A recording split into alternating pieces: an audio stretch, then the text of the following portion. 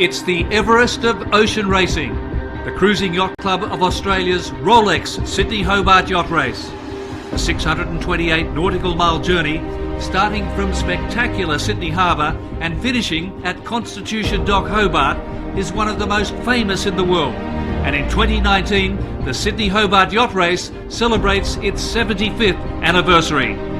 Starting from humble beginnings in 1945, the event has transformed into an iconic international sporting sensation, regarded as one of the world's greatest tests and a true bucket list adventure.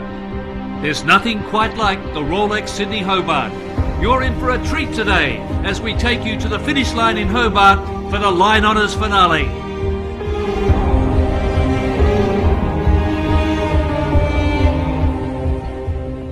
Hello and welcome to beautiful Hobart, stunning destination for the Rolex Sydney Hobart Yacht Race, and this the 75th edition.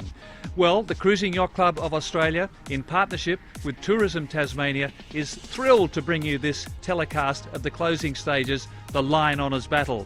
And joining me in commentary is ace match racing skipper, Olympic silver medalist Olivia Price, and also Rupert Guinness, award-winning journalist and author.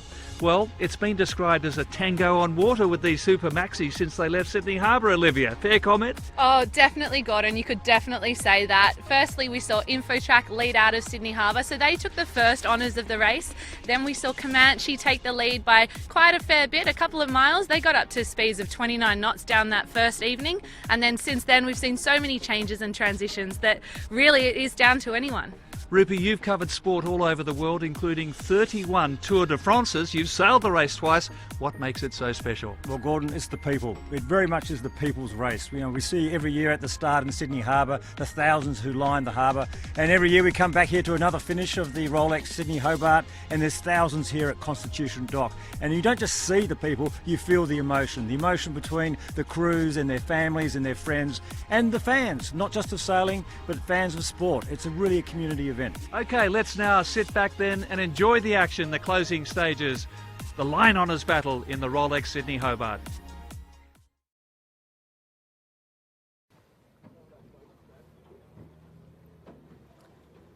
Hello and welcome to the Line Honours finish of the Rolex Sydney Hobart Yacht Race. With me is award-winning journalist Rupert Guinness on the River Derwent for the historic 75th Sydney Hobart, run by the Cruising Yacht Club of Australia.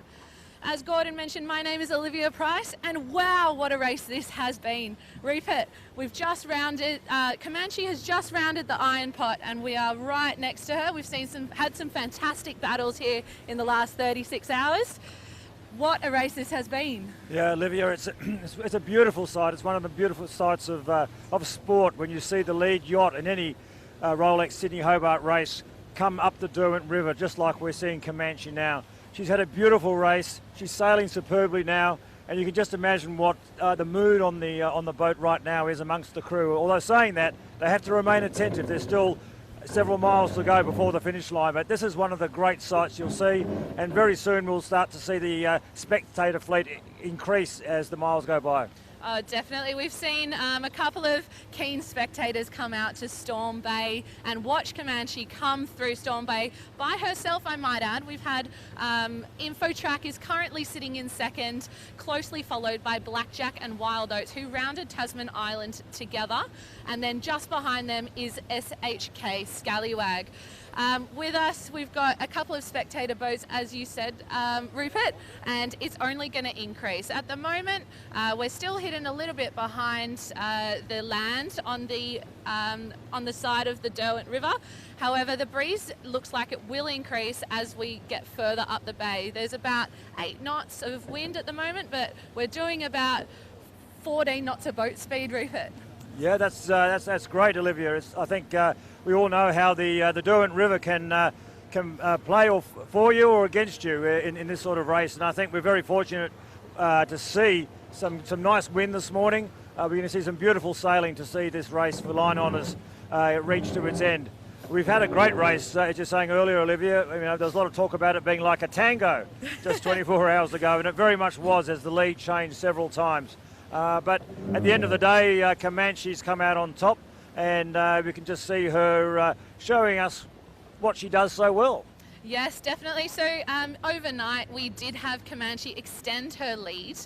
They were fantastic conditions for her, really broad reaching, fast reaching. We thought it might have slowed down a little bit and had a bit of a lunchtime line on as finish for this Rolex Sydney Hobart yacht race. However, what time is it, Rupert? It's 5 to 6 in the morning, and it's all happening right here on the River Derwent. We've just seen Comanche's speed slow down just a little bit. The crew have all moved forward in the boat, all down to the leeward side of the boat as well, to try and hold on to as much power and speed as possible. And she's just starting to, what we call, load up again and create some power in the sails and use that for speed forward. Yeah, and obviously it's worth mentioning that Comanche is did win line honours 2017 and holds the record for this race. Obviously the record's not going to be broken unless something miraculously, it's not going to be broken today. But I think it's great. It adds something to the weight of the race that you've got a former winner here backing up with another win. It sort of helps add weight to the history books in many ways. Yes, exactly, Rupert. You just did mention that the record will not be broken in the 2019 Rolex Sydney Hobart. The current record holder is, however, winning. The record was 1 day,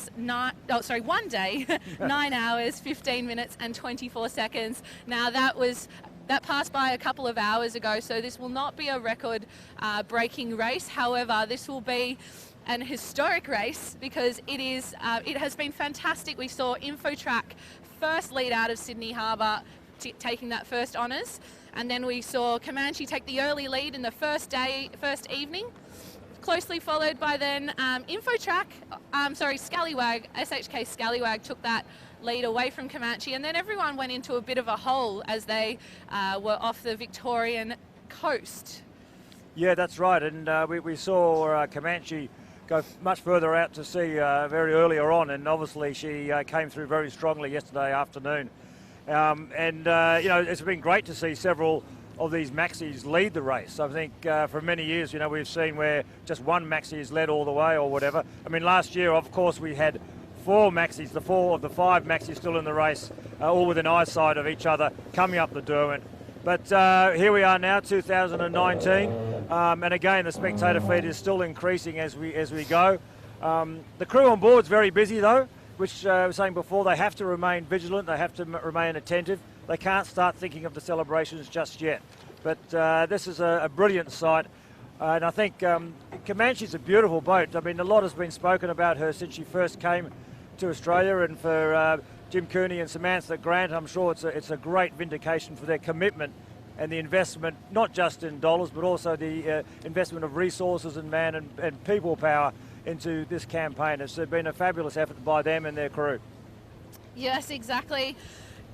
We can see, or we can hear Comanche's winches and ropes being eased through this very transitional period behind the land, up the River Derwent. The rugged coastline of Tasmania is absolutely beautiful, but it does create a bit of a shifty Derwent River, and we do know that the Derwent is notorious for being unpredictable and uncertain, no matter what the forecast might say. Comanche does have a full main up and quite a large jib. They've just moved a couple of things around on the bow, so we might even say a potential reaching sail, although at the moment we are completely upwind, full on the wind, crew on the rail now as the boat loads up. Olivia, you've got a lot of experience obviously in sailing. I mean, what would be some of the instructions being given on board amongst the crew? I mean, as we talk about the crew remaining vigilant, but what would be some of the things that would be they'll be telling each other right now? I'm thinking that they're going to be quite excited. They've just come around the corner from the iron pot, and they are looking at about 12 knots of wind. Now that's pretty positive in terms of getting up the Derwent without any stops or any hesitation. So I would say that they're quite comfortable. They're looking at us, we're looking at them. They're wondering what we're saying, I'm wondering what they're saying, to be honest. But I think you've got to be quite happy with that race. It's been a really tough Rolex Sydney Hobart, and I think they're just really trying to get to the finish line, and then they can celebrate, Rupert. Look at this beautiful sight here of Comanche. I mean, she's just going through the water beautifully there. I think this is the Derwent is absolutely looking superb as well, isn't it? You know, it's a beautiful river. Yeah, exactly. And the Tasmanian coastline, as I said, is rugged. It's beautiful. We have Mount Wellington on the left of us here. Beautiful skies. There's a lot of fishing to do down here in Tasmania. We can go to Mona. We could go up to the top of Mount Wellington, Rupert.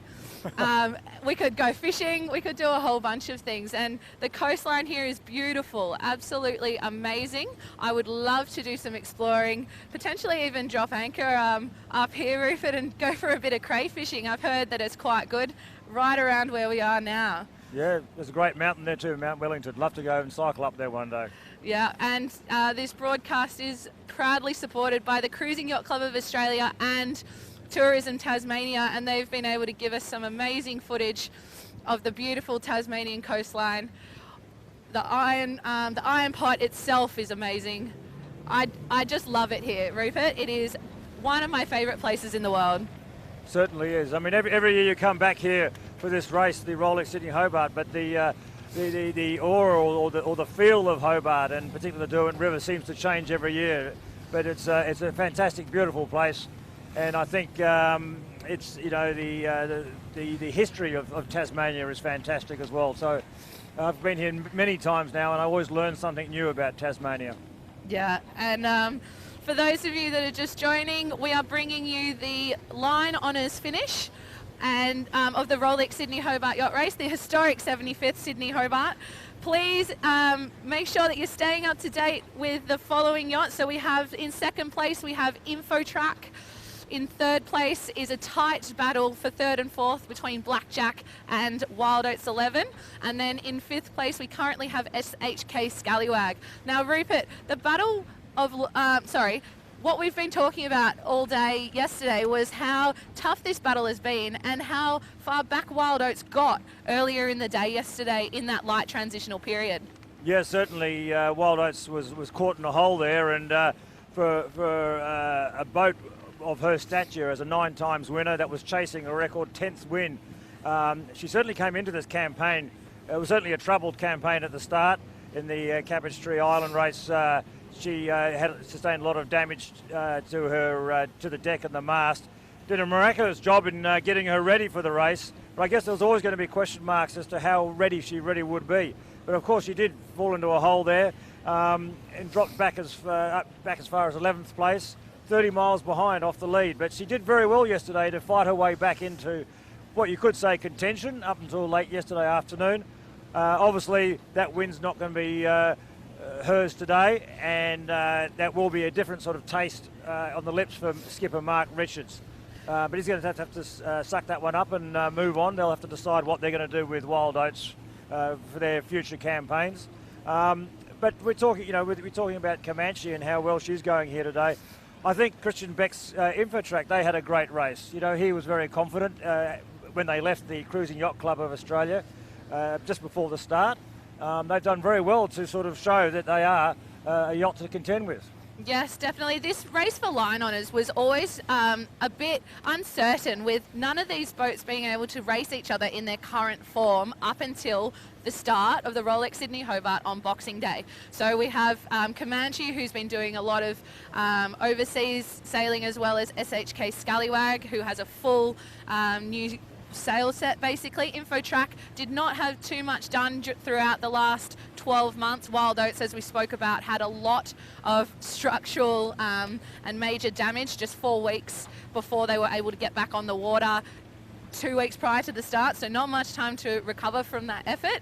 And then with Blackjack having modifications done throughout June and July into August this year, it really was going to be an unknown, and the conditions have changed. So it really is about the sailors on board these boats and being able to maximise exactly each of those conditions. So we talk about a couple of different differences, about these boats.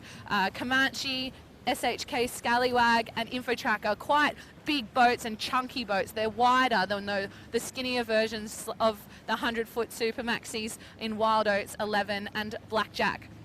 So they've been able to maintain through those lighter periods. They've got more drag of their hull because they're bigger, and they're just not as fast to accelerate in terms of top speed and getting there in that lighter pressure. They need a little bit more power in order to get them up and going. So they've really been sailing well in order to get through that transitional race.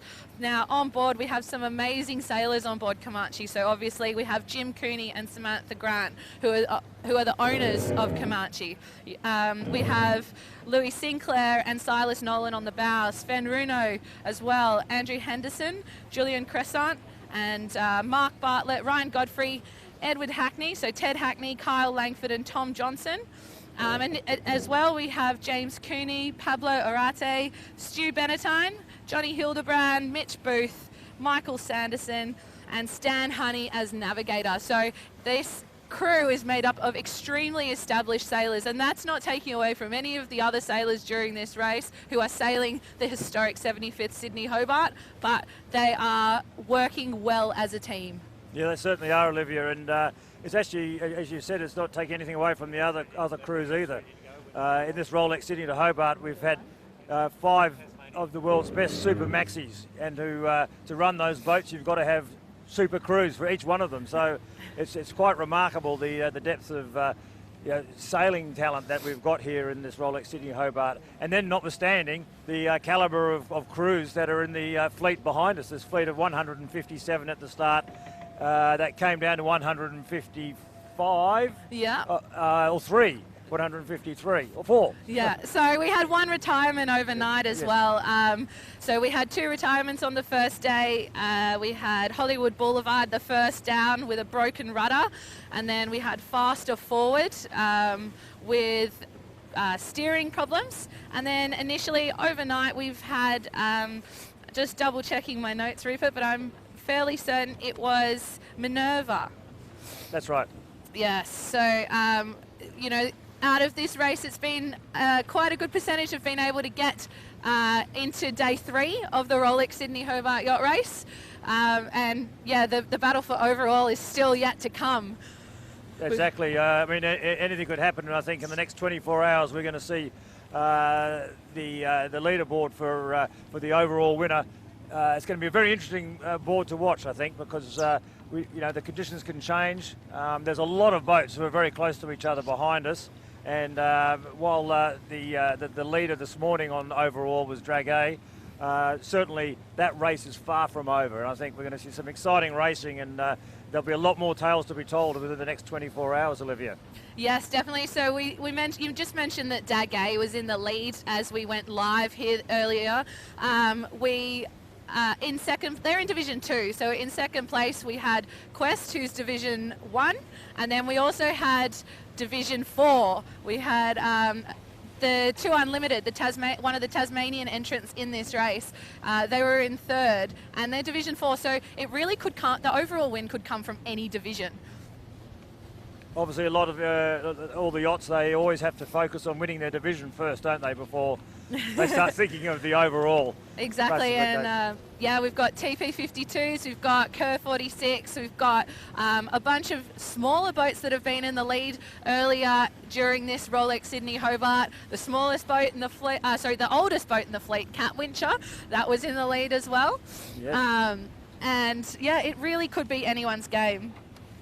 Yeah, Cat Wincher was a popular boat amongst the sailing fans. She got a lot of attention early before the race, and the Cat Wincher is a beautiful boat, but it'll be interesting to see how she finishes. I think a lot of people would love to see her finish strongly and well. I think that would be fantastic. It would get a warm reception here in Tasmania, the Derwent River, finish line on Constitution Dock. I do want to just have a look over the scenery here, Rupert. So I am just in awe as we make our way up the River Derwent. I'm looking at cliffs and beautiful rugged coastline. We've got flatlands, we've got just the coastline is amazing. It's raw, it's beautiful. The river itself is gorgeous. There's plenty to do here. There's crayfishing. There's a bit of sailing to be had.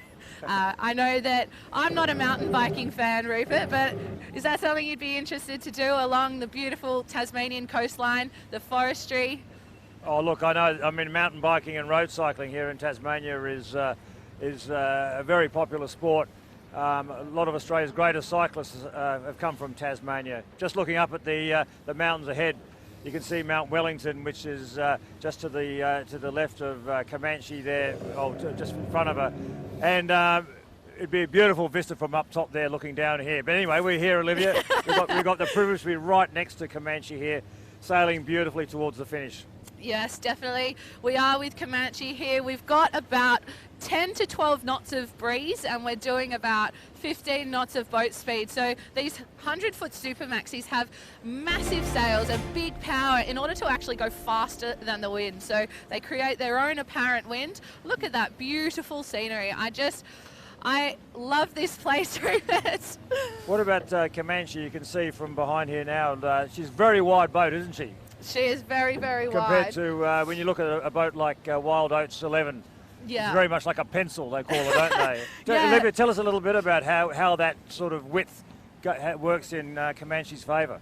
Yeah, so we do call those sorts of boats big bottomed. As you can see, the back is quite wide. It's got quite a structure in its side, and we call that the chine. So at the moment, they are trying to hold on to as much power as possible, but keep as little hull in the water during these light transitions. So they want to try and maintain what we call the angle of heel. They don't want to be tipping too far to one side or the other. That's where their crew movement is really important. They've got their trimming happening in unison.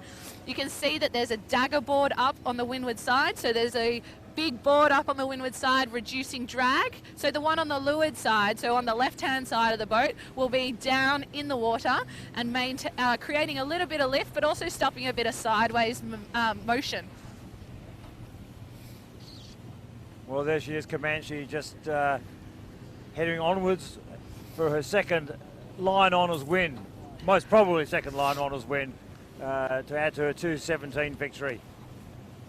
Yes. It's been a massive campaign by Comanche and Jim Cooney and Samantha Grant and the crew. I think when you spoke about the calibre of the crew, tell us a little bit more about, what other races that does this crew do, and you talk about the experience that brings into a campaign like this. Yeah, so on board the crew, there's multiple line honours winners of a Rolex Sydney Hobart. There are Sail GP Australian team members as well as Sail GP USA team members. So Sail GP is another World Series of foiling boats, so very, very different to these 100-foot super maxis and the offshore sailing that we have going on. We have Stan Honey Navigator. So this really was a tactical and navigators race. So Mitch Booth and Michael Sanderson and Stan Honey, the strategist, tactician and navigator, would have been up all day, all night throughout this race, trying to get every inch of an advantage against those other 100-foot super maxis. We heard from Bradshaw Kellett on InfoTrack during the one of the navigators' press conferences, saying that he was definitely not going to get any sleep. He will be watching everyone like a hawk, and you can tell that it's actually paid off with InfoTrack sitting back in second. Very, very well done. I wouldn't have thought it was going to be a big bottomed race, so I would have thought that the lighter conditions expected would mean that it would be a lighter, slower race, so therefore the pencil-style boats of Blackjack and Wild Oats 11 would be coming up the River Derwent first. However, that's not to be, Rupert. These guys have sailed very, very well. Comanche, they're looking like they're setting up for attack, actually. So we might, it's gone very light here. Yeah, so here we go. The boat is tacking.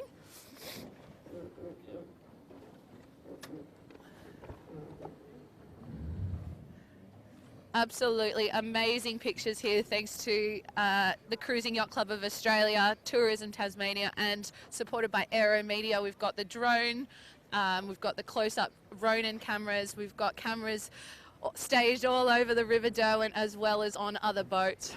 So as you saw just then, it went very light for Comanche here, who is current line honours leader in the 2019 Rolex Sydney Hobart Yacht Race.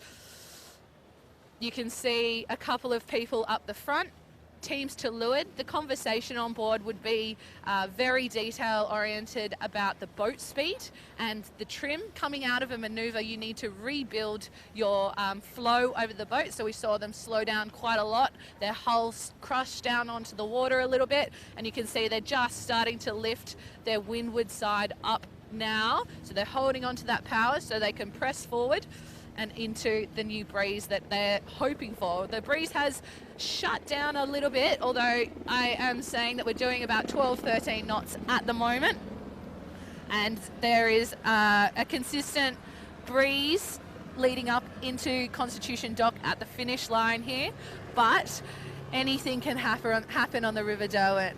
Yeah, it was interesting just then, Olivia, when when you saw that shift and how quick the crew was to respond. And we were very close to Comanche right now, and you can hear that not many people are talking. Only those who have to talk will talk, and there's certainly no scope for idle chat either. I think you know, it's not just mentally being attentive to everything, but also just not distracting others by saying and doing things you don't need to do right now, and not getting in the way of things, keeping space clear around you.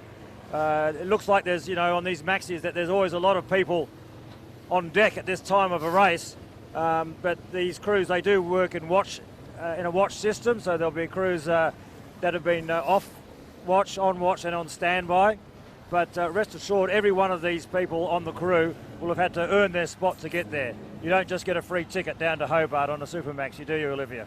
No, there's yeah, it really is a team effort on board these boats. You can see, as you said, there will be people talking, but there'll be people definitely not saying very much at all. Although we've got helicopters around us and motorboats around us and things like that, I believe that it would be quite quiet on board, Rupert. And looking, there's a bit of movement shuffling to and fro. We can hear the grinding of the drum, so the winch and that the sheets are on.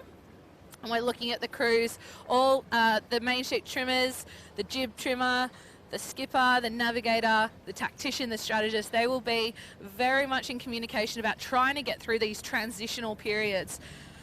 I just want to also mention, Rupert, that the reason Comanche was able to extend her lead last night was because she stayed a little bit further out to the east than the other Super Maxis. So with the conditions that were going on throughout yesterday, we had a really transitional period across the Bass Strait where there was light wind, heavy wind, big patches that we heard from Sean Langman of Naval Group, that he was stuck next to Wild Oats 11 for a very long period of time in no wind at all. But Comanche was able to get out further east offshore, and the new easterly breeze came in and hit them first, basically. So was that the winning move, Olivia? I think that was, and that was very, very well done to be able to maintain concentration and attention to detail of how this navigating of this race was going to be. So is that a reflection, I guess, of the brain trust of Stan Honey and the brains trust of the work that they're doing? Yeah, exactly, definitely. You can see them at the back of the boat. They're having those discussions. Their job is not done yet, Rupert. What about from the rest of the field behind us, the other maxis behind us? Of course, they know that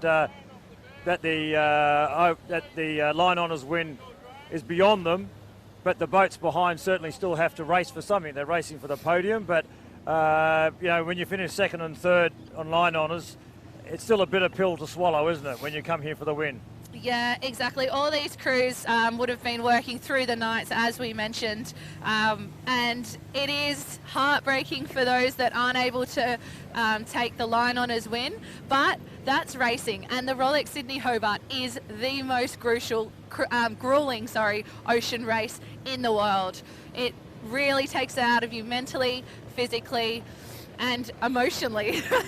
Exactly.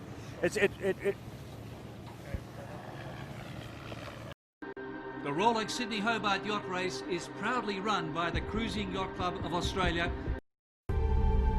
You're watching the Cruising Yacht Club of Australia's Rolex Sydney Hobart Yacht Race. The 2019 Rolex Sydney Hobart is the historic 75th staging of the 628 Nautical Mile Classic, a celebrated journey that starts on stunning Sydney Harbour, works its way down the New South Wales coast and passes formidable Bass Strait, then along the rugged Tasmanian east coast, through Storm Bay and finishing in the always challenging Derwent. There's no race quite like the Rolex Sydney Hobart. For more on the great race, visit rolexsydneyhobart.com.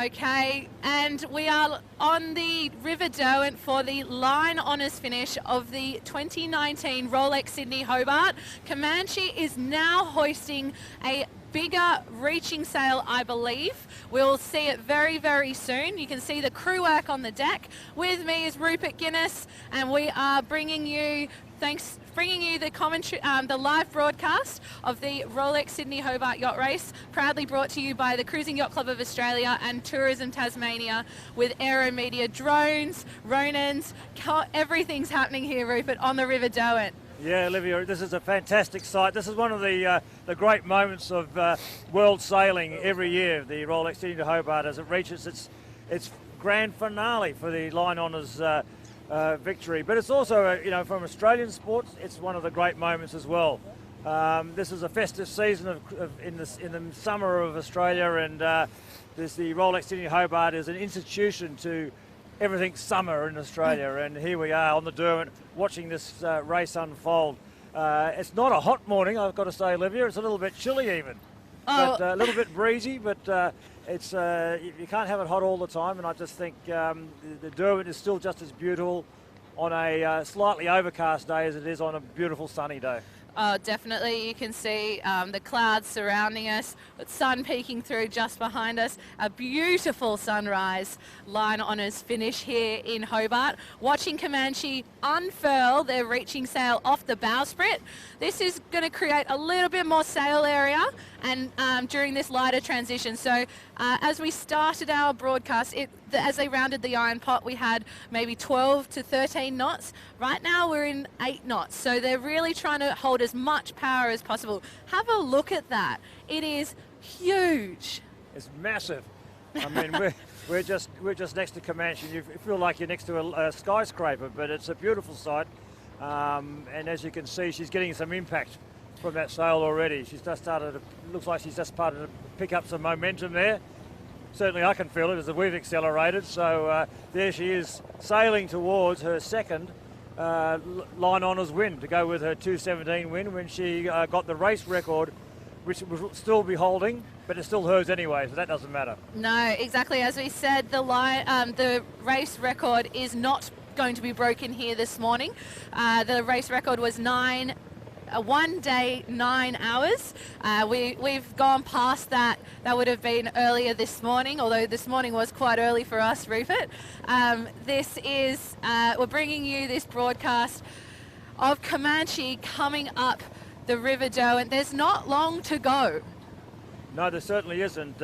As you said, we got out here early this morning. It was actually dark on the Derwent, but we managed to get down to the Iron Pot to start our live coverage, and the sight of Comanche coming around the Iron Pot, the silhouette virtually as she came around the Iron Pot, that was a beautiful scene to see. But this is beautiful as well. Look at her. You can see the finish line is right in front of her. Obviously some miles to go, but as every minute passes, that anticipation and excitement must be building amongst the crew. Yet again, they've got to harness their enthusiasm and excitement too. Definitely. This coverage is fantastic, that we can see the smiles on their faces. We can hear the turning of the drums and the ropes. It's just insane. This is the Rolex Sydney Hobart line honours finish. It has been an exciting race so far. We've had lead changes for line honours. We've had boats, the Super Maxis doing 3 knots. We've had the Super Maxis doing 30 knots, and anywhere in between at any one time. Certainly. I think, earlier we were talking about the 4 other Super Maxis that are racing here. I mean, we've had 5 of the world's best super maxis racing here all at once. You know, I think Matt Allen, the owner of Ichiban, the TP52, he was saying how great it is that this Rolex Sydney Hobart has those 5 super maxis here. And he did make a point at the start at the Cruising Yacht Club of Australia saying, we may never see 5 super maxis like this together racing against each other again. And if we don't, we're very privileged to have seen it this year, and we've been very privileged to have seen a great race between the 5 of them. Probably the big disappointment, I'd say, of the 5, as we were talking earlier, was Wild Oats 11, or is Wild Oats 11. I mean, she's done very well to fight back as she has from 11th place yesterday, where she was almost 30 miles behind. It will be very interesting to hear what Mark Richards has to say about what went wrong and right in their race, and what is the future for Wild Oats 11, that underwent a lot of work just before the race to be race ready after she sustained damage on the Cabbage Tree Island race. Yeah, exactly. You know, it was insane, and a massive team effort of how well the Wild Oats team came together. Their rigging went to Spain in order to get fixed. They had McConaughey boat builders helping them up in northern New South Wales. We had a separate part of the rig rebuilt from New Zealand. It was a global effort, and we did talk about this a little bit, and that the reason for that is because it was so close to the start of the Rolex Sydney Hobart. It was in November, and it was a 4-week effort to get it back on the water. There was structural damage to the hull, the rig, the rigging itself, the sails. It was a real effort to get them back on the line. One of the big unknowns of those 5 super maxis has been the Scallywag. I mean, a lot, because the others hadn't seen her race. How do you make it? What's your feel, Olivia, about how she's gone? You know, has she produced a good result? Scallywag. Yes, definitely. We saw Scallywag leading, SHK Scallywag leading for quite a while yesterday morning. They were just in front. They were in front of the other 4 super maxis, the 100-footers that we have here for line honours contention. I'm really impressed with the way that all 5 of them have sailed. We have spoken that, you know, Wild Oats will be disappointed with their performance in that first 24 hours. However, it was a really tough and tactical race, and it would be really draining. So if you think about the team of SHK Scallywag, they a lot of them have done the round the world ocean race over the last year and a half. They've had some great racing overseas, and they really had a fantastic boat to be able to produce a consistent race, and they've been able to do that. They were just caught out by this girl that we're seeing on our left-hand side, Comanche. Yeah. She was out further east in the more breeze when that new easterly breeze hit offshore, and they just were able to romp on home. You know, Olivia, what I'd like to see, I would love to see all 5 super maxis come back next year. Now they've all had a taste of the lead. Obviously Wild Oats didn't, but they've had a taste of wins before. You've got Comanche here, onwards to her second win, sailing beautifully. And then you've had the other super maxis have all had a taste of the lead. They all know they can be up there. They all know that they can have their say in this race. So surely they must want to come back and have another crack at this. Yes, definitely. You'd have to. After such a tactical, amazing race, there's no way you couldn't come back to the Rolex Sydney Hobart next year. So just for everyone watching, we are keeping you up to date on the line honours finish. There is not long to go. Looking back at second place, we've got 13 nautical miles. Behind Comanche is Infotrack, and then followed closely by Blackjack and Wild Oats 11, and then Scallywag, SHK Scallywag in 5th. So they've all rounded Tasman Island, so they're all making their way across Storm Bay. It was interesting this morning, we had Wild Oats 11 and Blackjack go round Tasman Light at the same time. So I can only imagine what that battle up the Derwent is going to be. We are in lighter winds up here, although Comanche's just got a nice little boost. There's a little bit of puff and pressure across the River Derwent, depending on where they are with these mountainous, rugged landscapes of the Tasmanian, basically, winterlands. I'm cold. Look, this is just beautiful watching her Comanche here. I mean, as you said, you know, the variable winds, but she's certainly making the best of the wind that we've got. I mean, it's a credit to the crew. It's a credit to Jim Cooney and Samantha Grant that they're able to maximise the speed that they can get out of the conditions here. I think that's been the trademark of their race from the start, making the best of every opportunity. Oh, definitely. As we've said this entire Rolex Sydney Hobart, that there are many transitions and it will be a tactical race. So when we talk about transitions, Rupert, there could be anywhere from 0 to 35, 40 knots of pressure at basically on the race course at the exact same time. So there's big pockets of pressure further back off the Tasmanian coastline and pockets of no wind. And so that makes it really, really difficult to navigate your way through there. So Comanche has done a great job at being able to get through those windier patches, so it would be sail changes and tactical decision making, trimming and those sorts of things, as well as actually navigating your way through the lighter patches. So again, more sail changes, more transitions, more decisions needing to be made. So the brains trust behind this this team of Comanche has done a fantastic job. Fantastic job getting through the transitions. I'm looking up ahead and there's a couple more to go, Rupert.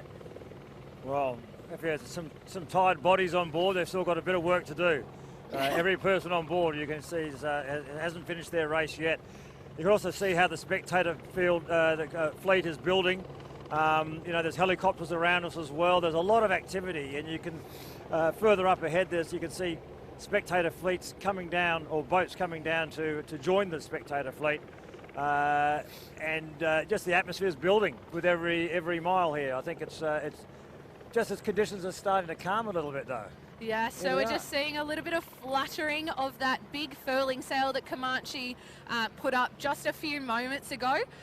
This means, and then a bit of a flatten of the boat as well. So we are coming in behind one of those hills. We've got Ted Hackney at the back tightening that leech line. So that's going to be trying to hold on to as much of the wind in the sail as possible. So Ted very, very nimble, getting out and stretching over those lifelines to be able to hold on to as much power as possible. Great job there, Ted. Gosh, it's remarkable, isn't it? I mean, we were flying along there and suddenly it's almost like we've just crossed the line, but we haven't, of course, have we, Olivia? No, and talking about the finish line, we have Westward, which is one of the yachts that entered in the first Sydney Hobart back in 1945, one of the 9 boats. So Westward will be on the finish line, and we'll give you that picture as we get there as well. So what another great visual and a great thing for the historic 75th Sydney Hobart that the Cruising Yacht Club of Australia, in partnership with the Royal Yacht Club of Tasmania, has run for 75 years now. Well, Westwood, she's a beautiful boat too. I was looking at some pictures and reading up on her yesterday, and she was originally purchased as a fishing boat. Oh, really? Yeah, there you go. she was built as a fishing boat, and then the sale didn't go through, so the person who bought her remade her into a racing yacht. A good one at that. Right. Bit of trivia for you. That's some craftsmanship. So as we've just seen and we spoke about, we have gone into a bit of a mill pond here on the River Derwent, and I'm looking around and I can't see much breeze at all. None behind us, none in front of us, none to the right or none to the left. We're seeing the Derwent at her best. Absolutely at or her worse, best. however you feel. Well, exactly. So it's a really, really tricky position to be in here. They want to have as much sail area as possible up to be able to catch any breeze that may come over the hill on the left-hand side of Comanche. However, there's also a drag factor. So if it's pushing the wrong way, if it backwinds, it's actually going to slow them down even more. So it's a really, really tricky thing. They've really got to be looking at all the wind models and looking up ahead. There's one little pressure up on the northern side off Comanche's bow, but they really need to use that to get away from this headland. She's virtually parked here, isn't she, at the moment? Well, yeah, we are not going anywhere. We are not going anywhere. It really just speaks to the race that we've had so far, the fantastic 2019 Rolex Sydney Hobart Yacht Race.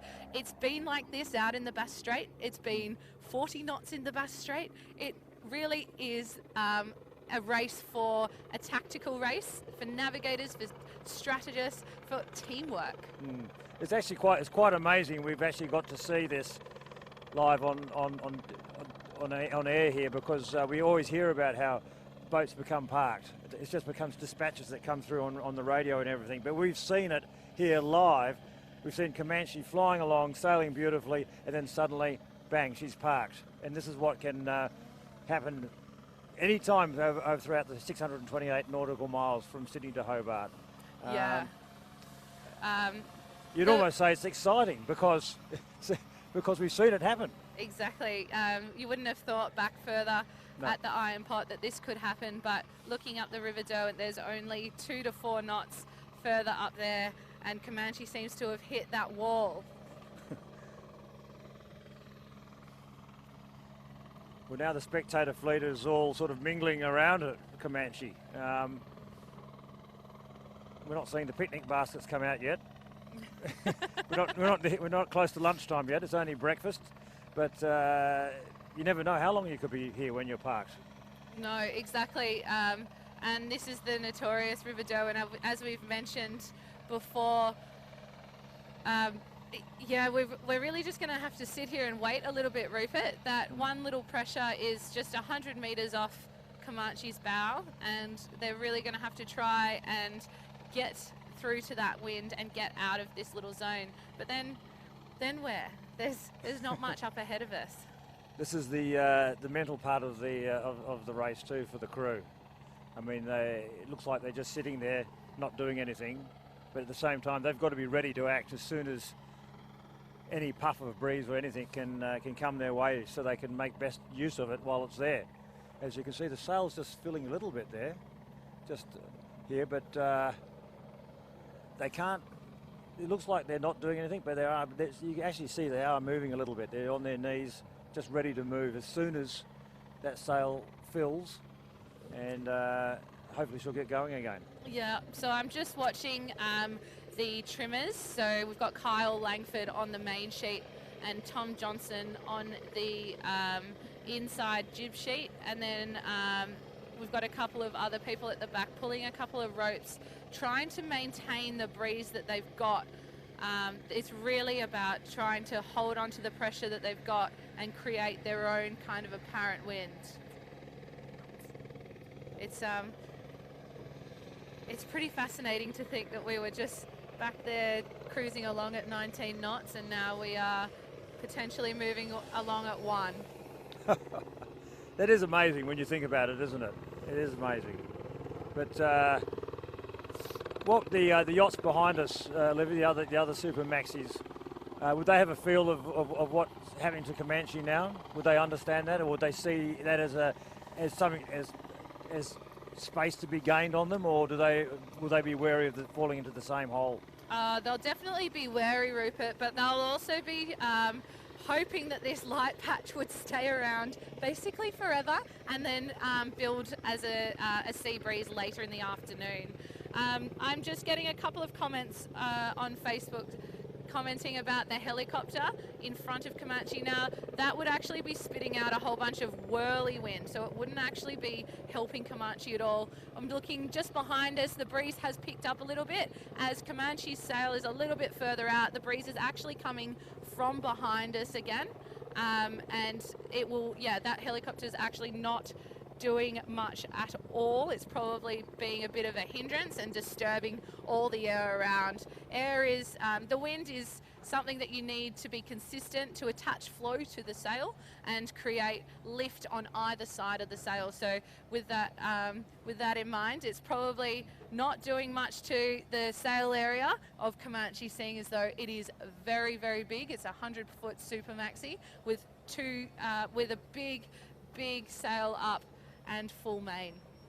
Well, it seems like we're sort of getting some movement again now. We're just starting to get some momentum and pick up speed, and obviously not like she was before, but she's at least moving.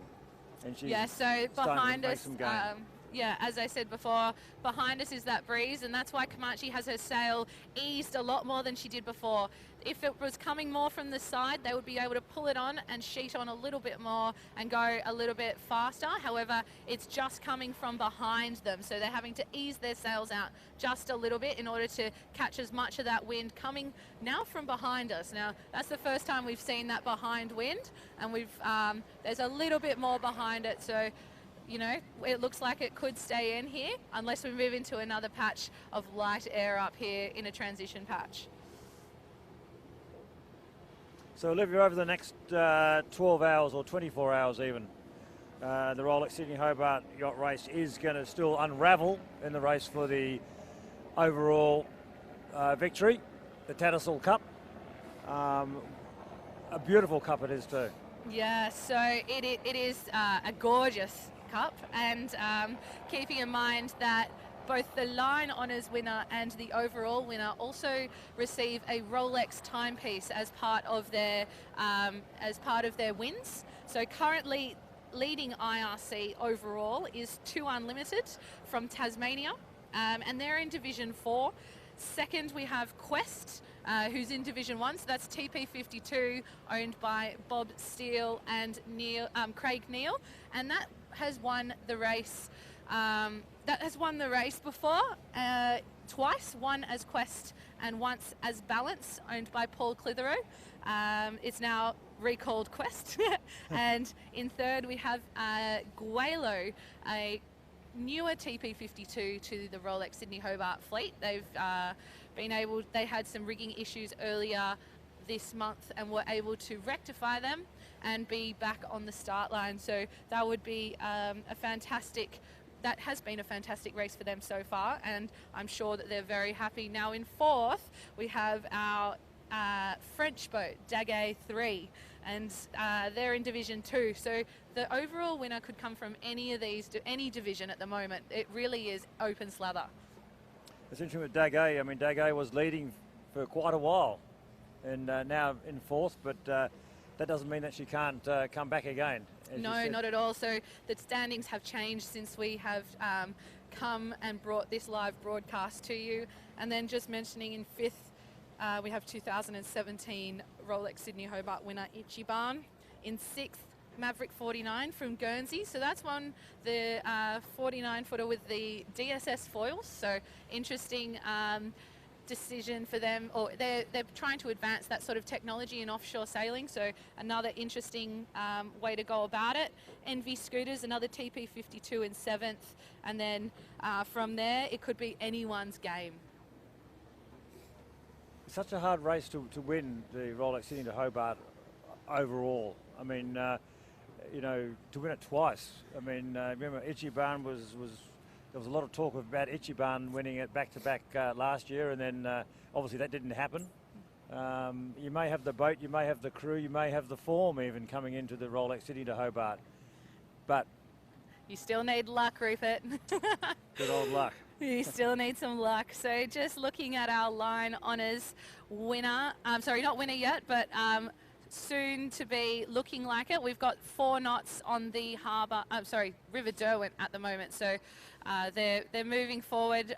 The breeze is still from behind us, as I was mentioning before. They've got their sail eased to try and catch as much of that as possible and get round this point of Sandy Bay. Behind them, we have Infotrack still maintaining their second place, about 10 nautical miles behind Comanche. So it's still quite a way back there. I can't see them round the Iron Pot yet, so I'm just taking a look behind me and I can't see them yet. And then Blackjack, a further 6 or 7 nautical miles behind them, and I'm sure they're sitting right next to Wild Oats 11 at the moment in fourth.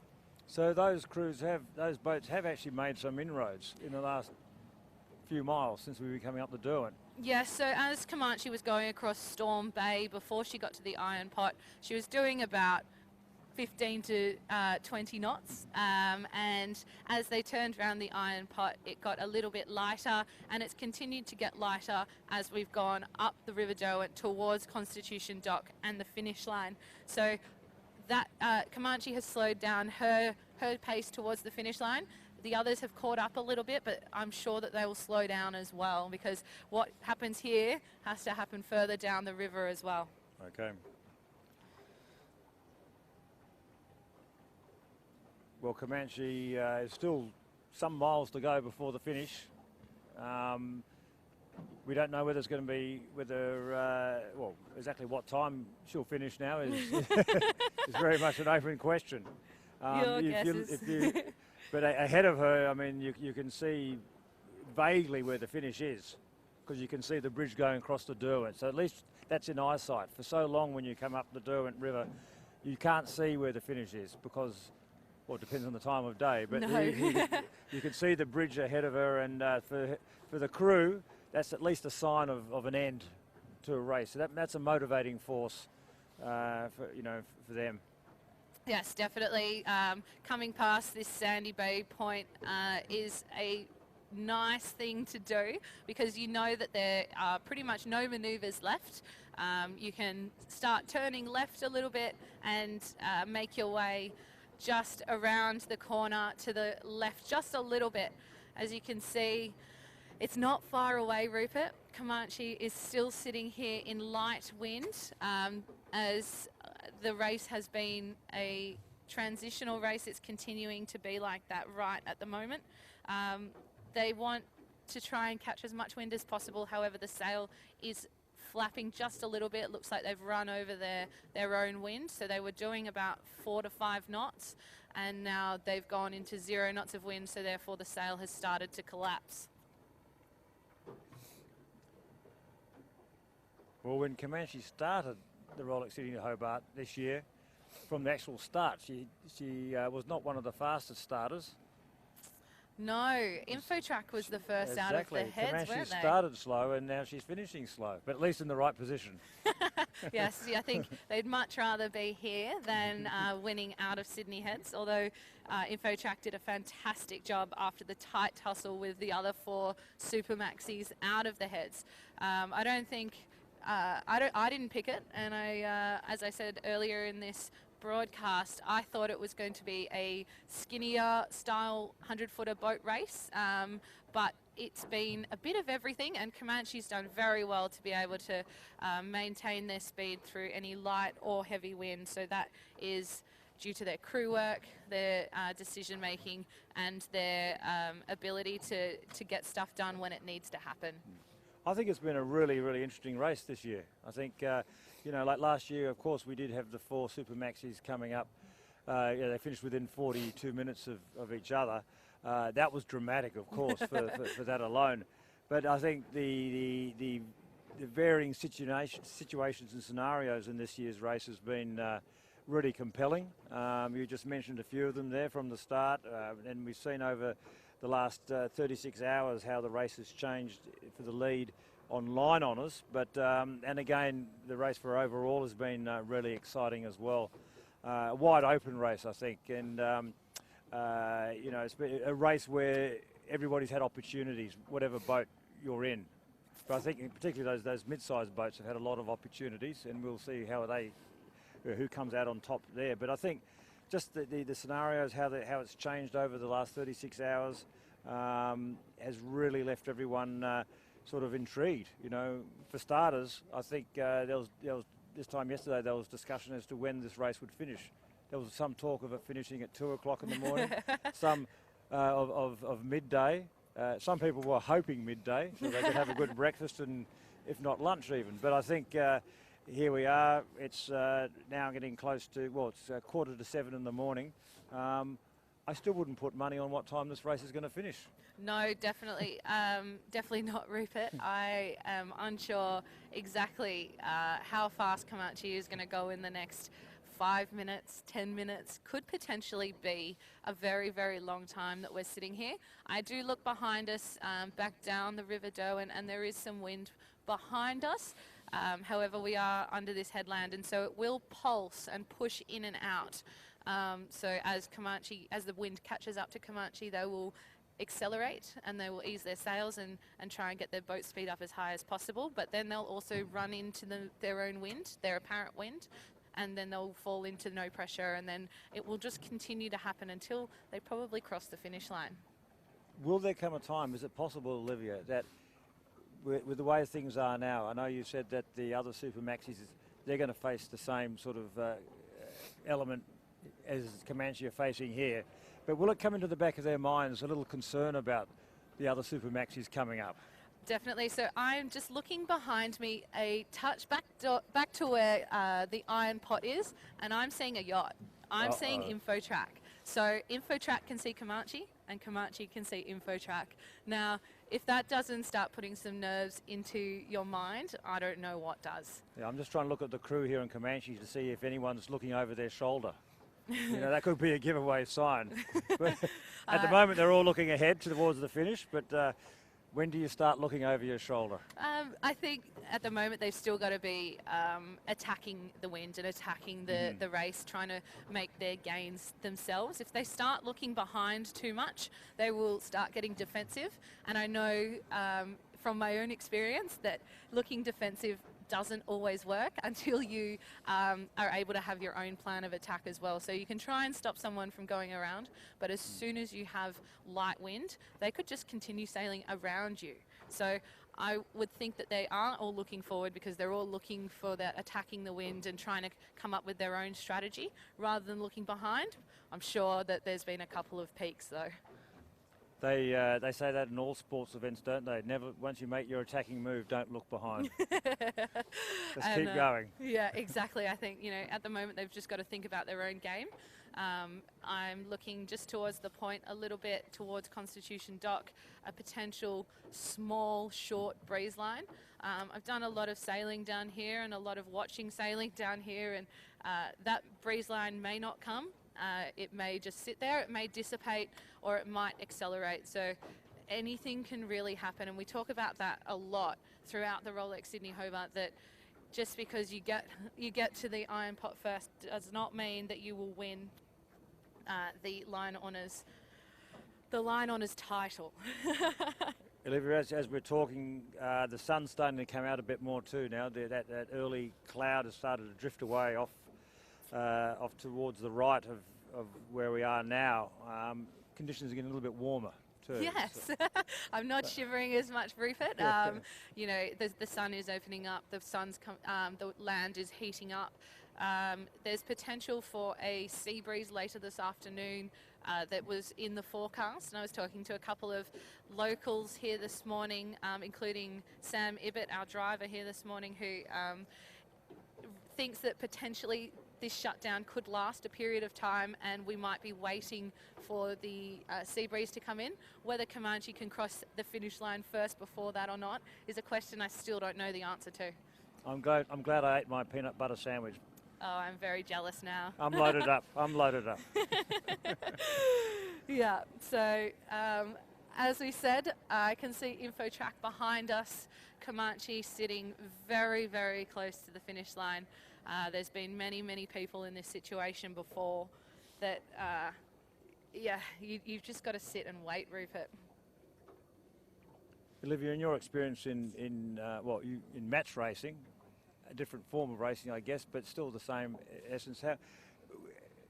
As an athlete like that, how do you maintain that sort of calm within you?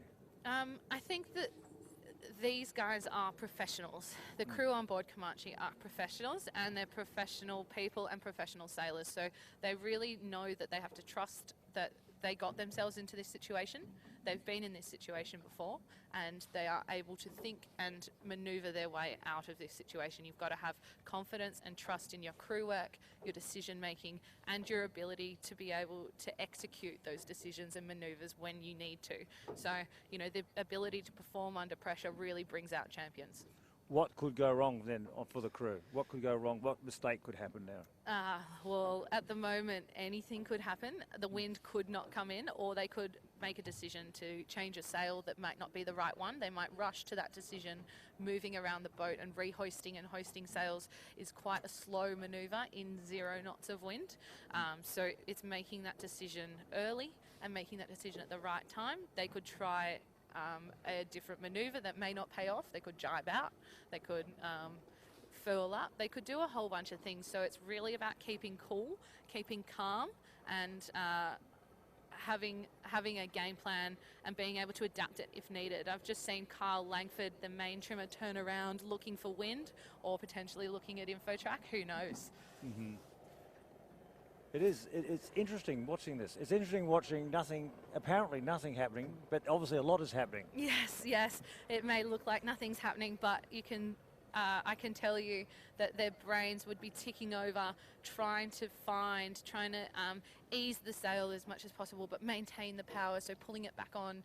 And it's really just trying to find where that wind is able to come from. It could come from anywhere on this River Derwent. We've just seen them turn left a little bit, so that's called coming up closer to the wind, heating up a little bit to try and create more power, and use that for acceleration, hoping that that's the fastest point of sail out of this no wind patch.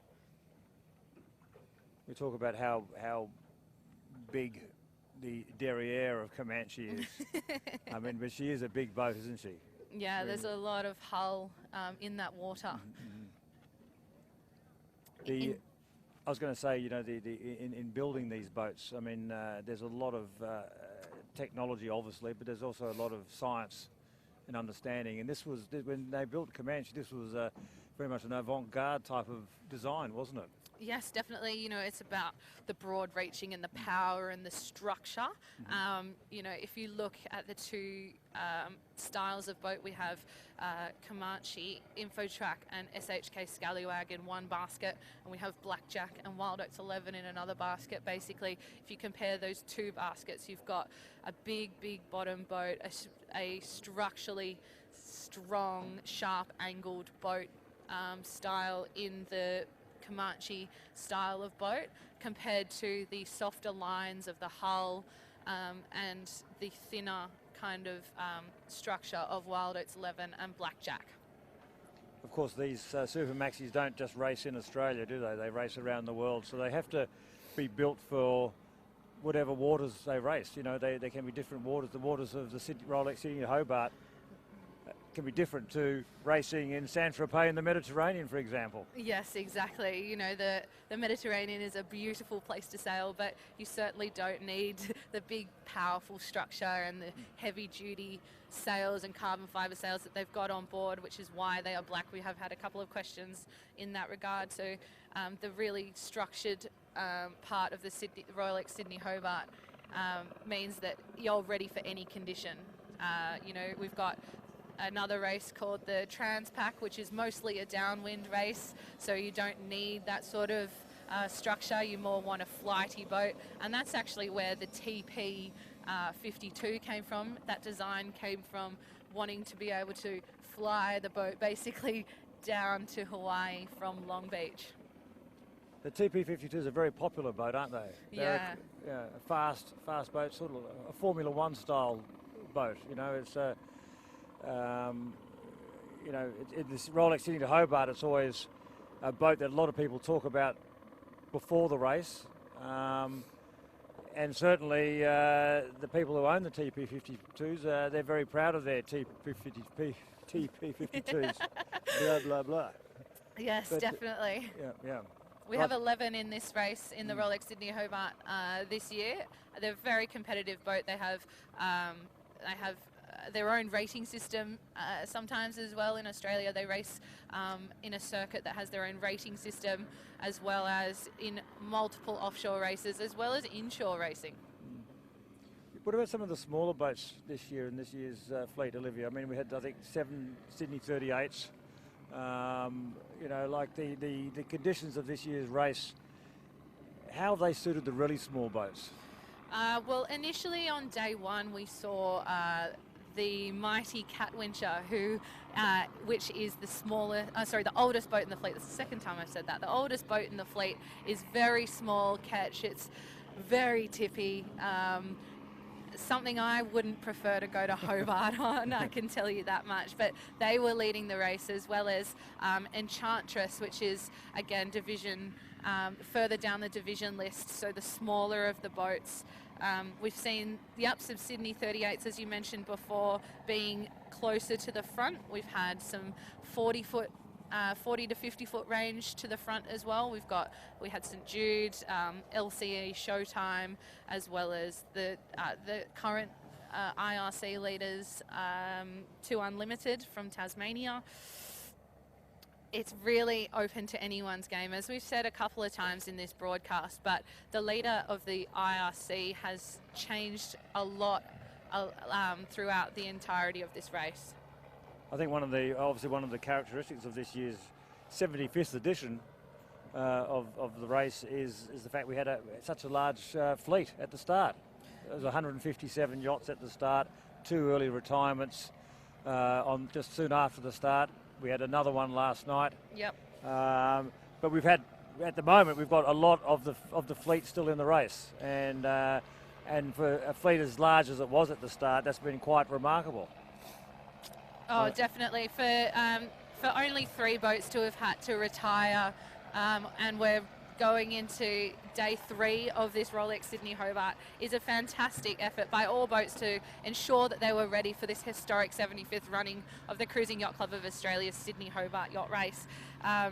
It really is a testament to all the crews. There were over 1,700 crew members on 157 yachts that actually were able to get to the start line and start the 2019 Rolex Sydney Hobart Yacht Race. And with all the stringent, understandably stringent safety measures that are in place for yachts to enter the race, that's a credit to all those crews, to that many crews to tick all the boxes that's required to be given the green light to start. Yeah, exactly. So I'll just quickly, whilst we're sitting here, have a look at the IRC divisional leaders. So Division 0, we've got 2018 Rolex Sydney Hobart winner Alive currently leading that division. Division 2, we've got 2-time winner TP52 Quest. Division 2, we've got Daguet, the French boat that we were talking about earlier in this broadcast. Division 3, we've got LCE Showtime. And Division 4 is that overall leader, 2 Unlimited. So just watching Comanche accelerate a little bit in what I think is more of a northerly breeze. And just on your screen, whilst we're looking back at it, I'm looking at InfoTrack. As you can see, they are making their way up the River Derwent towards the finish line, towards Comanche. I believe there is about 7 nautical miles between the two. And I know that Comanche can see them. There's a little bit of relief, I'm sure, on board Comanche that she's managed to get moving again now. I saw 1 or 2 heads just sort of turn around then, and they would probably saw the same sight as we just saw behind us. So a little bit of relief, but I wouldn't say that the crew would be too relaxed just now, because the same thing could just happen again. And you just said there's 7 nautical miles difference now. How quickly that changes.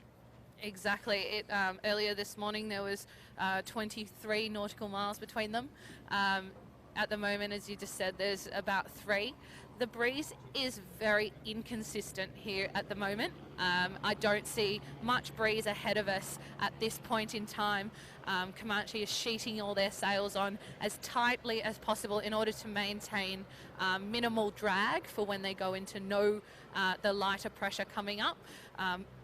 In saying that, there is Mount Wellington to the left of us, and that creates a little bit of disturbance in the breeze as it hits the river and the water here. We're just seeing Comanche hold on to a little bit of power here. It's almost clinging onto that power, isn't it? It's like a desperate reach for it, because it's, as you said, it could just stop any moment again, and then and that's just more time for her lead to be threatened again. But this is what ocean racing's about, isn't it? You know, and the unpredictability of what you're facing. I mean, you can forecast everything, you can analyse what the conditions are ahead, but that doesn't cover every single permutation, does it, of how you're going to respond? No, it doesn't. And as much as there's a forecast and there's models and there's wind readings and current information, it changes by the time it gets to you, especially here in Hobart. It's it really is a really fantastic place to sail, and it's why the race comes here. It's why it's called the Rolex Sydney Hobart, because it is it's a race for everyone. For 75 years, this race has been going, and you think of all the emotions that have been shared by so many people who have crewed in all the boats as they've come up these very same waters. You know, it's amazing, really. It's always beautiful to look back at some of the old pictures. In the race program, there's some fabulous pictures there of the old yachts, the first yachts, and all the equipment, not just of the boat, but the gear that the crew wear. You know, like we were talking this morning, Liv, about us sitting here and what we're wearing, how we forgot to bring the right accoutrements, the leggings, so to speak. Well, it's a lot easier for us now than then, than the early sailors. But you're just seeing off the bow of Comanche here, a nice little increase in pressure. I'd say it's about 4 or 5 knots.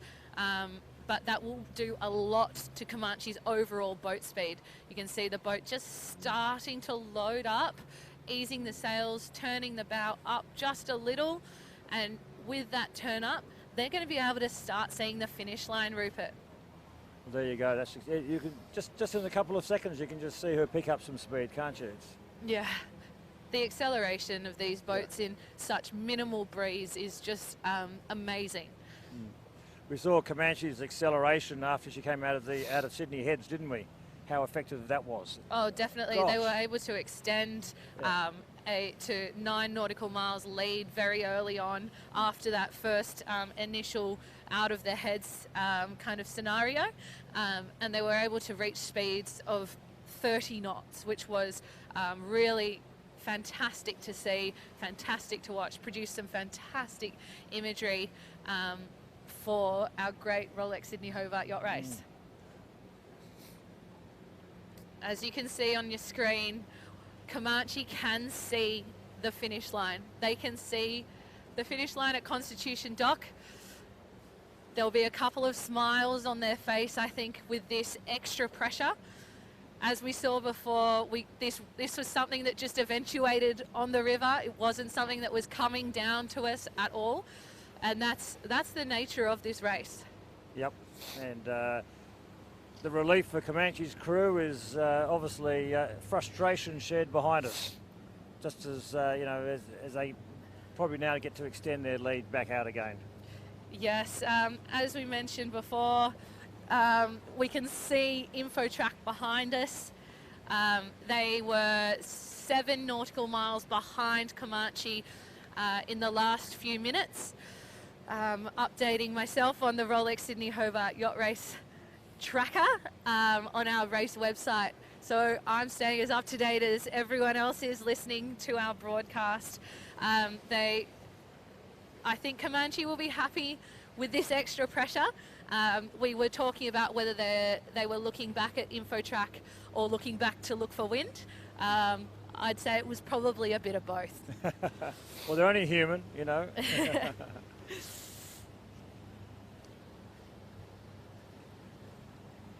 So for everyone that is watching our broadcast, we are bringing you the line honours finish of the Rolex Sydney Hobart Yacht Race, the 75th running of the race by the Cruising Yacht Club of Australia in partnership, finishing partner with the Royal Yacht Club of Tasmania. Make sure that you do stay up to date with all of our information on RolexSydneyHobart.com, Facebook, Instagram and Twitter. Thanks to Tourism Tasmania for bringing us, for helping bring us this broadcast. And look at the spectator fleet. We're all staying back behind Comanche. We do not want to affect her in any way, but there is smooth sailing ahead for the line honours leader. It's an eclectic mix of boating power out here on the Derwent. We've got Comanche leading the way, we've got jet skis, we've got ribs, we've got police boats, fishing trawlers. I'm yet to see anybody on a small little tinny. But anyway, it's quite a mix of boating power coming up here, isn't it? Oh, there's a couple of tinnies around. You just can't see them, Rupert. We've got a big fleet following us. Just from this drone footage, you can see the interest that the Hobartians have in this race. The people from Tasmania, the finish line here in Hobart, and Westwood, one of the first yachts to have ever done the Sydney Hobart race in 1945, will be on the finish line. Old and new, Rupert. You took the words out of my mouth. Well, I'm just about to. You cut me off there. Sorry.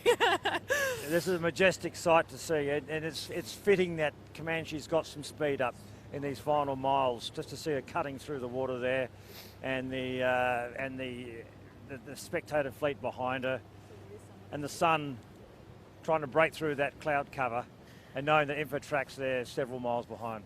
Yeah, so as you can see from this beautiful drone footage, they do have someone up the rig. They would have been looking for pressure.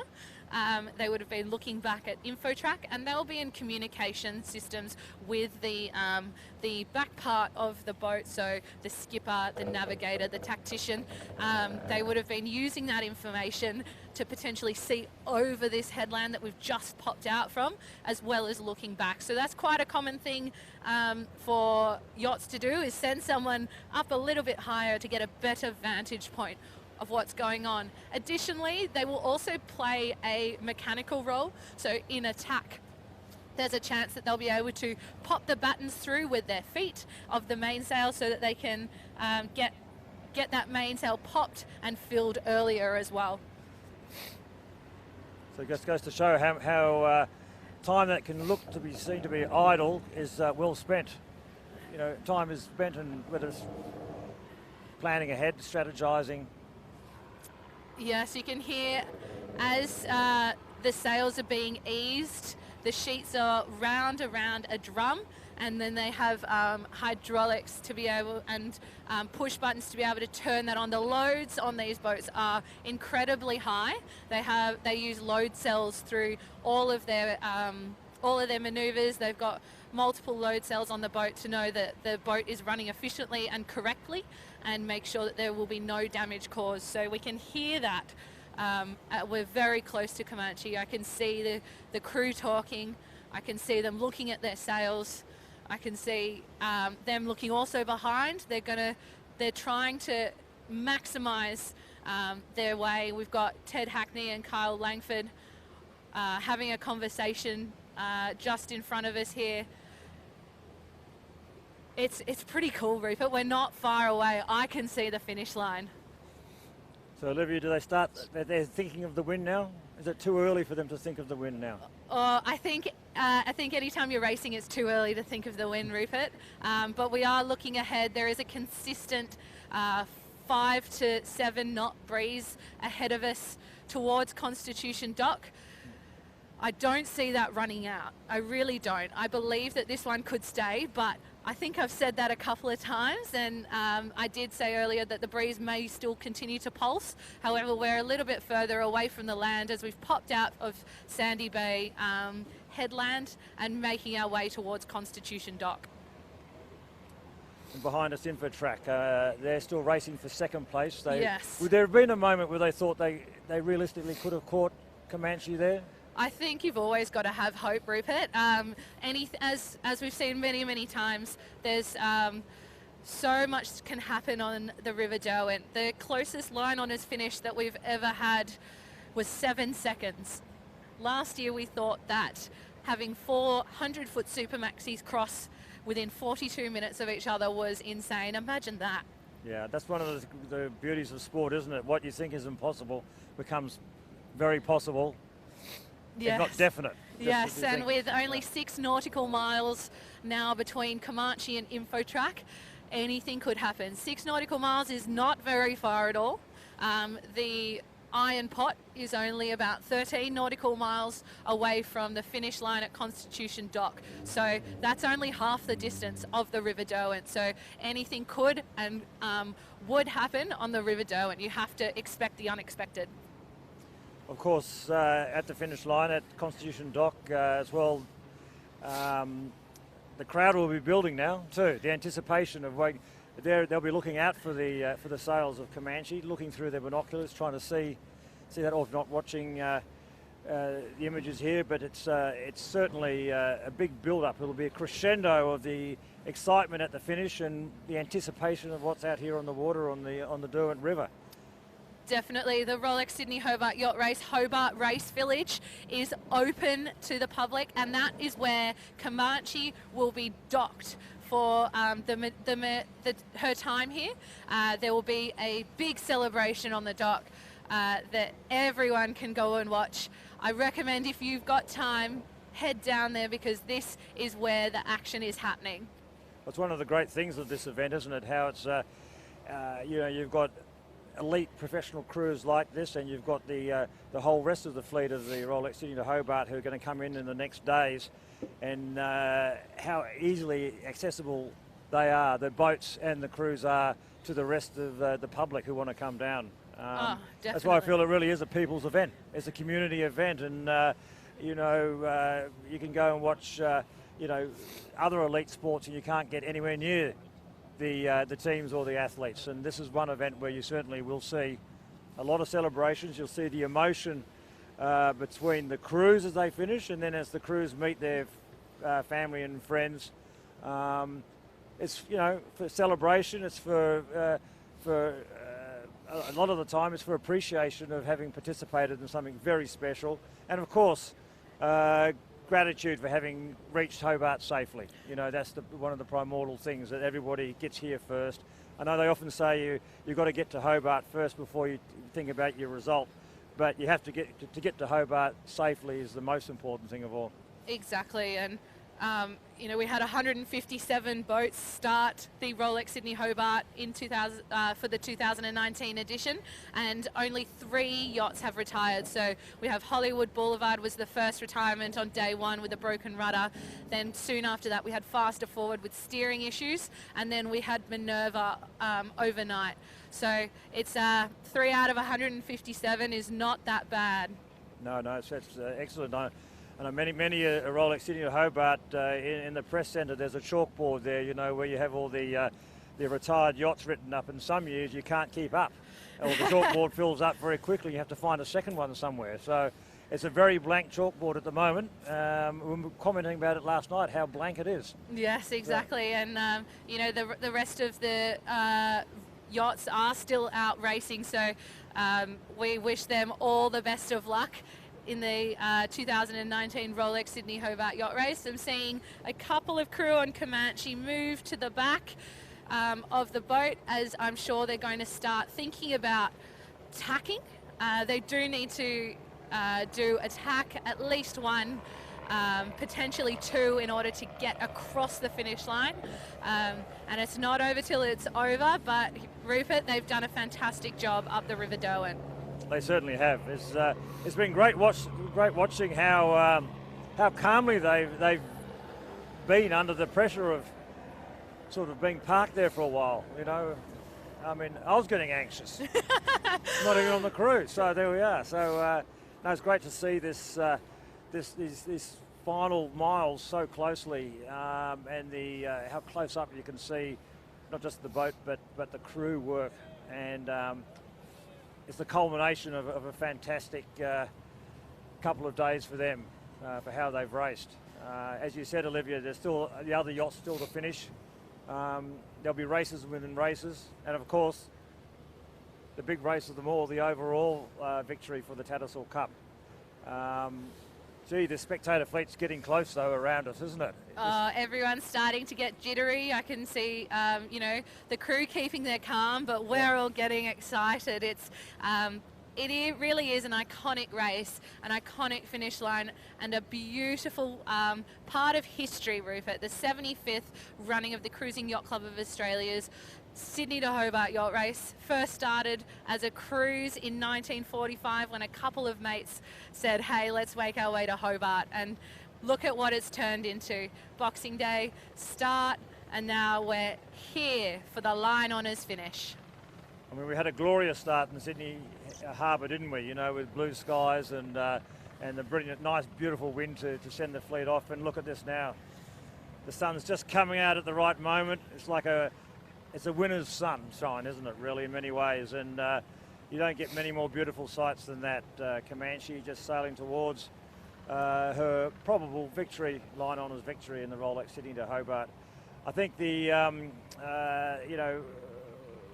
one thing I think a lot of people, everyone in the race throughout the build-up to and during it, have been cognizant of in Australia with the bushfires around the country, and there's been a lot of thoughts that have been put out by crews and the organisation, the Cruising Yacht Club of Australia, about the efforts made for the firefighters out there and the devastation, the human and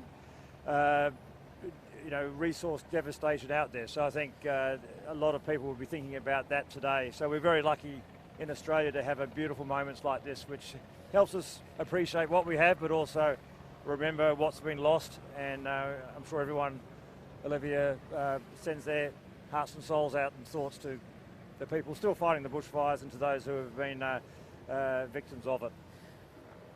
Yes, exactly. It's been a tough time for New South Wales especially, but around the country as well. So our thoughts do go out to there. I'm just seeing a couple of pointing and conversations on board Comanche, people moving up to windward as the new line of pressure just increases. All in unison, Rupert. They're very, very in tune with each other. I think, sailing nearly 40 hours together is probably helping them, as well as their previous year's experience. They're all very established sailors in their own right, and Comanche as a team has sailed a brilliant race here in the Rolex Sydney Hobart.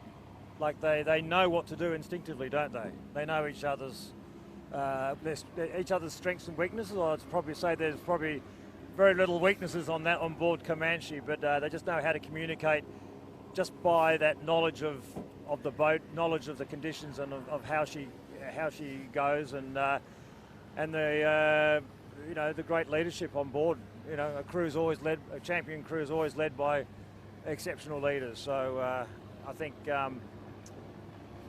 in many ways the silence is golden. In many ways, we're speaking about the tango amongst the yachts. Well, maybe they're doing their own little tango in many ways, but a chorus line there. So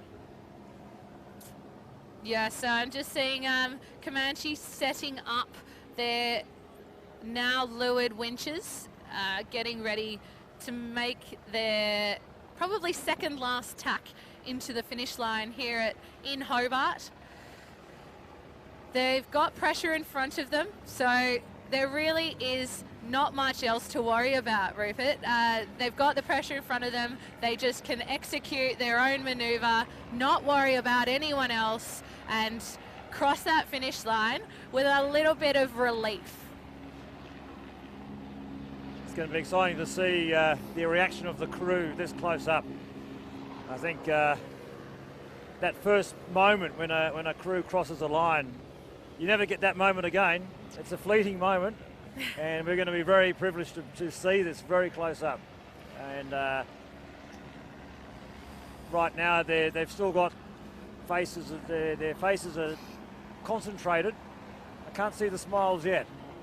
No, not yet. There'll be a couple of small grins on board, but certainly not celebrating yet, Rupert. This is the line honours finish of the 2019 Rolex Sydney Hobart Yacht Race, and what a race it has been. It has had everything. We've had light wind, we've had heavy wind, we've had lead changes in the line honours division as well as the overall, and every PHS, ORCI, IRC. We've had everything. It's been a brilliant race, and it's still not all over yet. We've got Comanche in her last strides. Here we go. And then the rest of the fleet behind us. Furling their sail up so that it can get around the forestay, and they will deploy very, very shortly. And just above us, the helicopters are really, coming kind of low, making a lot of noise, but so is the spectator fleet. It's still getting a little bit lumpy around Comanche at the moment, but she's just about there now, Olivia, isn't she? Yeah, so I think, Rupert, we can safely say that Comanche is making her way to the finish line and will only have one short tack to go after this. I'm looking at the shoreline all along Battery Point, Constitution Dock at the Rolex Sydney Hobart Yacht Race Village. What a scene. It is beautiful. We've had the sun just come out. We're starting to heat up a little bit. The wind is filled in. The boat is taking off. What else could you ask for? I could not wish for anything more, I think, Olivia. I think this is as good as it gets. You know, we've seen these races finish before dawn. We've seen them finish in cold and wet and miserable conditions. We've seen them finish very, very slowly. But today we're seeing a line honours winner finish as she should do. Comanche finishing with some good momentum and speed. Beautiful sunshine at the tail end of a couple of days of some exciting racing. And it's going to be very interesting to hear what they have to say about it afterwards, and same with the fallout from the other crews who have, credit to the other super maxis, they've pushed Comanche to win this race. You know, she's winning it well now, but it's, you know, she's had to race hard to fend off the challenges. We've had, you know, the three of the other four super maxis have led this race. So we've had 4 of the 5 super maxis leading this race. The one that didn't was Wild Oats 11, which was a 9 times winner. But this year is not her year. This is Comanche's year. For Yes. Jim Cooney and Samantha Grant and the crew, congratulations. Well, they're not there yet. No, Rupert, we've been saying for a couple of minutes now that we are on the final stretch in the line honours finish of the Rolex Sydney Hobart Yacht Race. Comanche is on lay to the finish line, which means that they have a direct straight sailing line to the finish in order to cross it. Now, they will have to do a manoeuvre, they will have to tack as they go across it, but my gosh, I'm seeing some smiles on board. Oh yes, you can see the smiles on board. They're beaming as much as the sunshine that's just burst out. Look, they're on the rails. They know they've got this. They do. Just like a light switch, the smiles have come on, haven't they? You know, it's fantastic. Yes, and I think that final manoeuvre into the finish line is the one where you can take a breath. You know that you've done your pretty much final tack, that nothing can really go wrong in terms of mechanically manoeuvres, a rope getting caught somewhere, a sail snapping or anything like that. They've made this gain, and they're going to enjoy this last minute of sailing. Well, you have to, don't you, in sport, if you can enjoy the moment of actually winning, crossing the line, you've got to do it, because you just never know when it'll happen again, if it ever will happen again. There's a lot of very experienced sailors who've raced the Sydney to Hobart who've never won a Sydney to Hobart. So here you have a very happy crew on Comanche, just about to win the 75th edition of the race, the 2019 Rolex Sydney Hobart. Yes, and what a race it's been, and what a way to do it.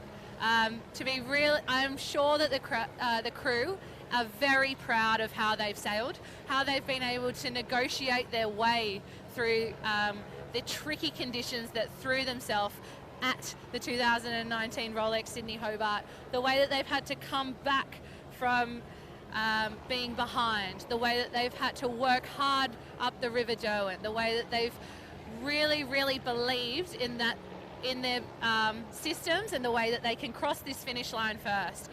And what a moment it's going to be when we see them finally finish the 2019 Rolex Sydney Hobart Yacht Race. I think you summed it up superbly there, Olivia. I mean, when you talk about belief, in sport you can't win anything if you don't believe, whether it's in yourself, with your crew, the systems in place, and the equipment you've got. It's sport. There's too finite difference between success and not having success without belief. You have to have belief, and this crew certainly has it. You can see Jim Cooney on deck there. He's just got that line in sight and trying to steer Comanche through her last metres, hundreds of metres, Yes. maybe, you know. Yeah, we do have about 100 metres to go to the finish of the 2019 Rolex Sydney Hobart Yacht Race. The spectators are everywhere. The Constitution dock is lined with spectators. We've got Comanche crew sitting on the side, soaking up the atmosphere.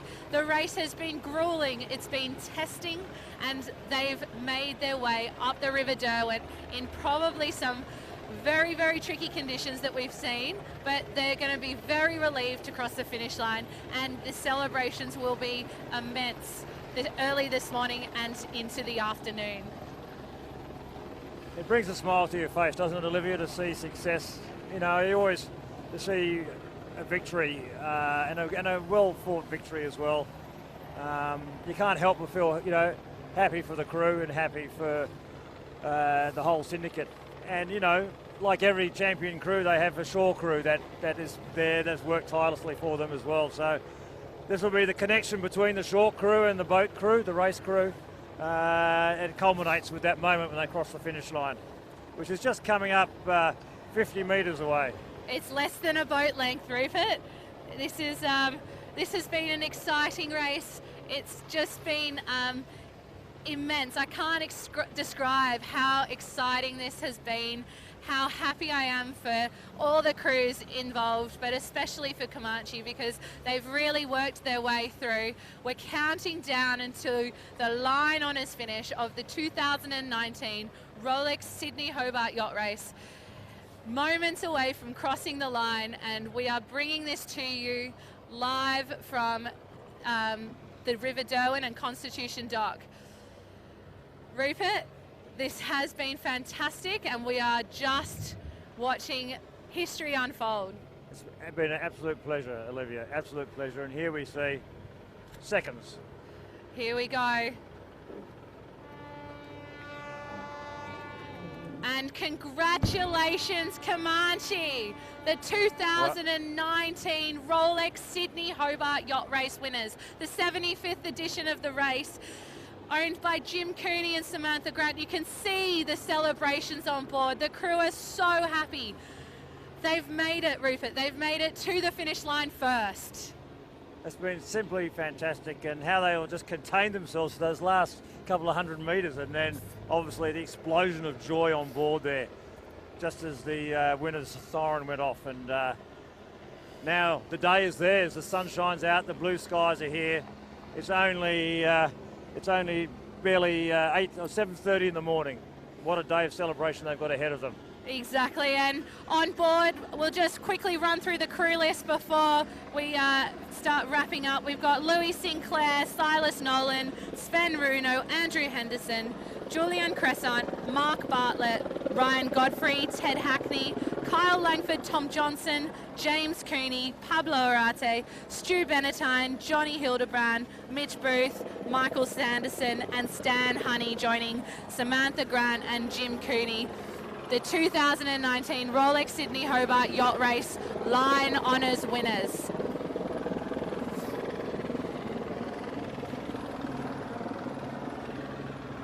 Well, the celebrations will continue right into what is the early morning here in Hobart, Australia.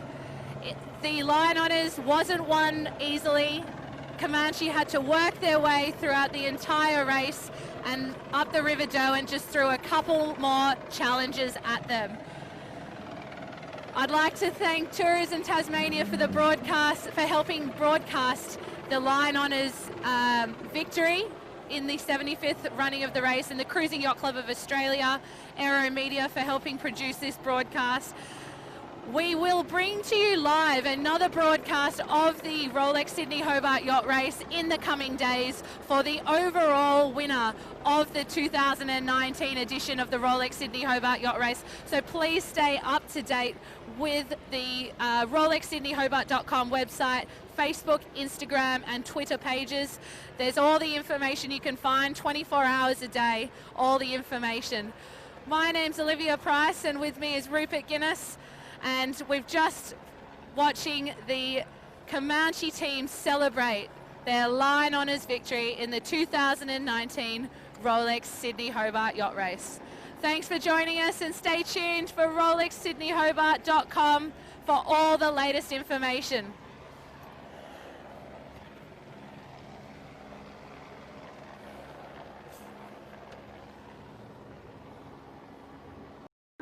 The Rolex Sydney Hobart Yacht Race is proudly run by the Cruising Yacht Club of Australia alongside its finishing partners at the Royal Yacht Club of Tasmania.